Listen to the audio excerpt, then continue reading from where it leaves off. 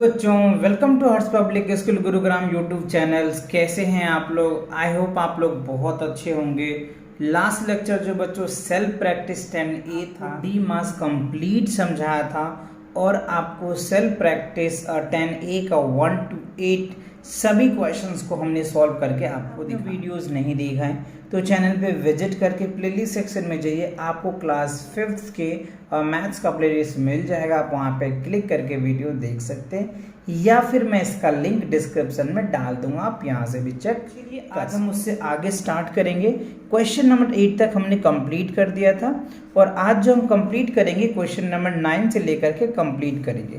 देखो 7 multiply 5 -12 divide 4 और -3 दे रखा है, तो इसे सॉल्व कैसे करेंगे? तो आपको डी मास का कॉन्सेप्ट हमने आपको बताया था, तो डी मास के कॉन्सेप्ट से क्या करेंगे बच्चों, क्वेश्चन को सॉल्व करना है, राइट। तो देखो डी मास में हमने आपको बताया था, चलो एक बार मैं रिपीट कर देता हूँ, डी मास, राइट, डी मास। तो देखो सबसे पहले हमें डिवीजन का सॉल्व करना पड़ता है, फिर मल्टीप्लिकेशन को करना पड़ता है, फिर एडिशन को, एंड लास्ट में किसको करते हैं हम लोग, सब्ट्रैक्शन को करते हैं। तो पहले हमें डिवीजन चेक करना है, तो देखो बच्चों डिविजन्स हैं, तो बाकी सबको एज इट इज हम लिखते हैं। तो 7 मल्टीप्लाई 5 माइनस क्या लिखेंगे बच्चों, देखो 12 में अगर आप 4 से डिवाइड करोगे तो 4 3 जा 12, तो यहाँ पे 3 आ जाएगा और यहाँ पे माइनस क्या हो जाएगा बच्चों, 3 आ जाएगा, ठीक है। देखिए 12 में अगर 4 से डिवाइड करोगे तो 3 ही आएगा ना, तो हमने 3 लिख दिया। अब डिवाइड का हो गया, अब हमें मल्टीप्लिकेशन को सॉल्व करना है, तो पहले ये वाले पार्ट को सॉल्व करना है, यानी इस वाले वैल्यू को। तो 7 5 जा 35, तो यहाँ क्या लिखेंगे 35, ठीक है। अब आप यहाँ पे देखिए दोनों एक सेम है, तो आप चाहो तो इसे ऐड कर सकते हो, तो ये क्या हो जाएगा 3 3 6 आ जाएगा, ठीक है। अब आप इसमें से लेट्स कीजिए तो क्या होगा 29 आ जाएगा, तो ये आपका क्या निकल के आ जाएगा आंसर, यानी 7 मल्टीप्लाई 5 -12 डिवाइड 4 और -3, अगर आप इनको कैलकुलेशन करोगे ना तो आपका रिजल्ट कितना आ जाएगा 29 आ जाएगा। क्लियर? अच्छा, अब देखिए क्वेश्चन नंबर 10 में क्या है, 25 डिवाइड बाई 5 -16 डिवाइड दे रखा है 8। देखो यहाँ पे 2 बार डिवाइड है, तो वही बच्चों डी मास ही लगाना है। डी मास में पहले हम डिवाइड वाले पोर्शन को सॉल्व करेंगे, फिर उसके बाद तो देखो ये दोनों एक साथ हैं और ये दोनों एक साथ है, तो पहले आप इनको सॉल्व कीजिए। तो 25 को 5 से डिवाइड करेंगे तो 5 आ जाएगा, और 16 को आप क्या करेंगे बच्चों, 8 से डिवाइड करेंगे तो क्या हो जाएगा 2 निकल के आ जाएगा, यहाँ पे 2 लिख दीजिए, और 5 में से 2 जाएगा तो क्या हो गया 3 आ जाएगा। देखो कितना ईजी आंसर है, बट क्या होगा बच्चे कंफ्यूज हो जाते हैं, क्यों? क्योंकि वो सिंपल कैलकुलेशन कर जाते हैं, बिकॉज यहाँ पे जो सिंप्लीफिकेशन मेथड है ना आपको वो यूज करना है, यानी बोर्ड मास का जो रूल है ना उसे आपको यूज करके सॉल्व करना है। चलिए अब क्वेश्चन नंबर 11 में देखिए क्या रहा है, 8 - 30 डिवाइड 6 + 7। तो चलिए वही यहाँ पे भी डी मास ही लगाएंगे। तो सबसे पहले आपको इसको सॉल्व करना पड़ेगा, तो 8 एज इट इज लिखेंगे, -30 में 6 से डिवाइड करेंगे तो 6 पंजे 30 यानी 5, और यहाँ पे आ जाएगा प्लस। अब देखो क्या करना है, ऐड करना है, तो ये और इसके साथ हो जाएगा, तो 7 दूनी 14 1 15 15 - 5, तो 15 में से अगर 5 लेस होगा तो क्या बच जाएगा 10 बच जाएगा, तो 10 क्या होगा हमारा आंसर आ जाएगा। क्लियर? अच्छा, अब देखिए क्वेश्चन नंबर 12 में क्या है, 5 मल्टीप्लाई 6 -75 डिवाइड बाई क्या है 15। तो पहले आपको इस पोर्शन को सॉल्व करना है, डी मास का कॉन्सेप्ट यही कहता है। चलिए तो इसको मैं ऐसे लिख देते हैं, 5 6 75 में अगर 15 से डिवाइड करोगे तो 15 25 75 5 आ जाता है।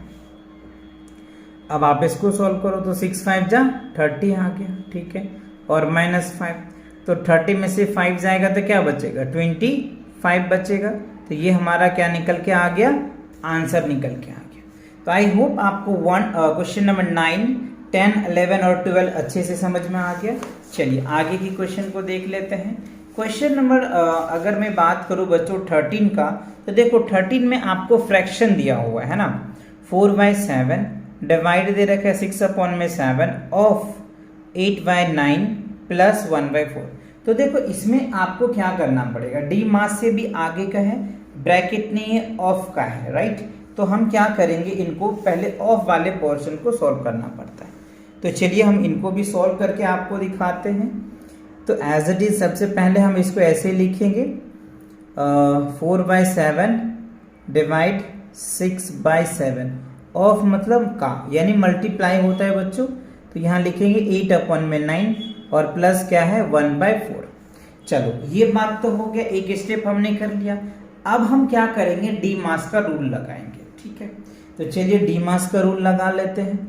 तो 4/7 इसको चेंज करेंगे तो ये वाला पोर्शन ऊपर चला जाता है, ऊपर वाला पोर्शन नीचे आ जाता है, ये चेंज होता है, ठीक है।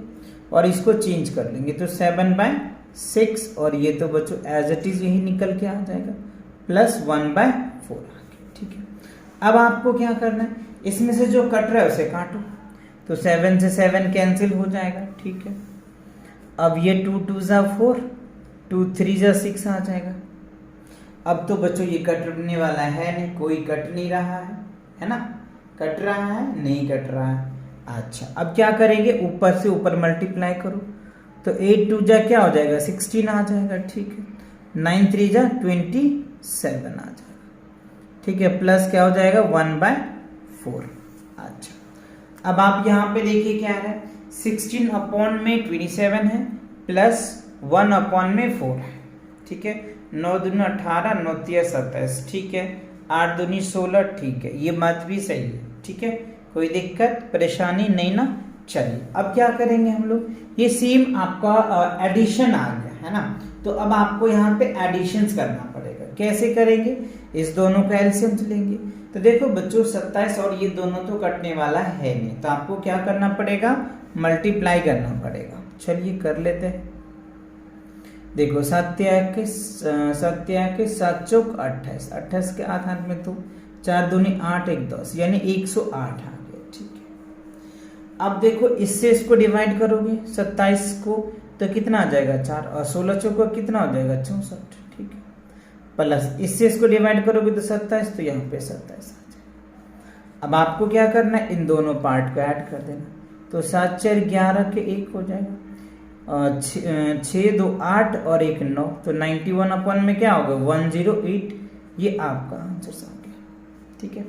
बात समझ में आया, फ्रैक्शन वाला समझ में आया क्या, क्लियर हुआ क्या अच्छे से, वेरी गुड। आप इनको 1-2 बार प्रैक्टिस करना इन क्वेश्चनों को।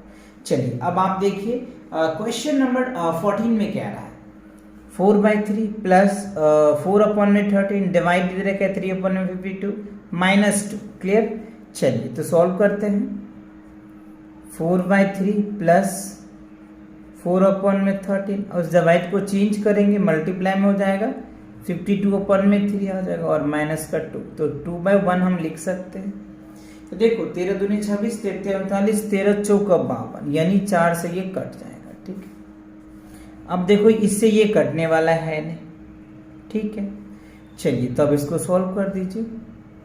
4/3 प्लस 4 चौक 16 और 3 एकम 3 -2/1 लिख सकते हैं।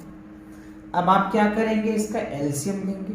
चलिए अच्छा आप पहले आप चाहो तो इन दोनों को ऐड कर लो, है ना, उसके बाद आप सब्ट्रैक्ट करना।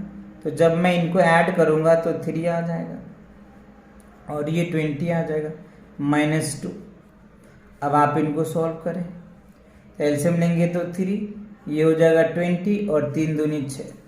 तो अब फाइनली अगर आप देख पा रहे होंगे 20 में से 6 जाएगा तो क्या बचेगा 14, तो 14 बाय क्या होगा 3। आप चाहो तो ऐसे लिख दो या तो मिक्स फ्रैक्शन में लिख दो, बट ऐसा क्वेश्चन में कहीं है नहीं कि आप मिक्स फ्रैक्शन में लिखो, तो आप इम्प्रॉपर फ्रैक्शन में भी लिख सकते हो, कोई इससे दिक्कत नहीं है ना। चलिए अब क्वेश्चन नंबर 15 देखिए, काफी अच्छा है, राइट। क्वेश्चन नंबर 15 में क्या कह रहा है, 9 + 9 × 6/18 - 16 डिवाइड 5। देखो पहले आप इन सब को ऊपर ही कैलकुलेशन करना पड़ेगा और इनको ही ऐसे साथ कैलकुलेशंस करना पड़ेगा, है ना। बहुत बच्चों को ऐसे क्वेश्चन में कंफ्यूजन्स होते हैं और बहुत बच्चे कंफ्यूज हो जाते हैं, क्वेश्चन को सॉल्व नहीं कर पाते। बट बच्चों आपको इन क्वेश्चनों से डरना नहीं है, बहुत इजी है। कैसे इजी है सर, देखो तो पहले आप इनमें बोर्ड मास लगा दो। तो बच्चों यहाँ पे क्या मल्टीप्लिकेशन एडिशन है, तो बस 9 और यहाँ पे देखो 9 6 का 54 यानी 54 आ गया। ठीक है, अच्छा अब आप यहाँ पे देखिए इससे पहले डिवाइड कीजिए 18 और 4 चौक 16, यहाँ पे 4 आ गया। अब बताओ जी, इसमें ऐड करो तो 9 4 13 के 3 आ गया, 5 1 से 63 आ गया। अब इसमें से देखो 14 में से 18 है, 18 में से 4 जाएगा तो क्या होगा 14, तो 14 28 14 42 14 चौका 56 14 5 70, तो ये कटने वाला तो है नहीं।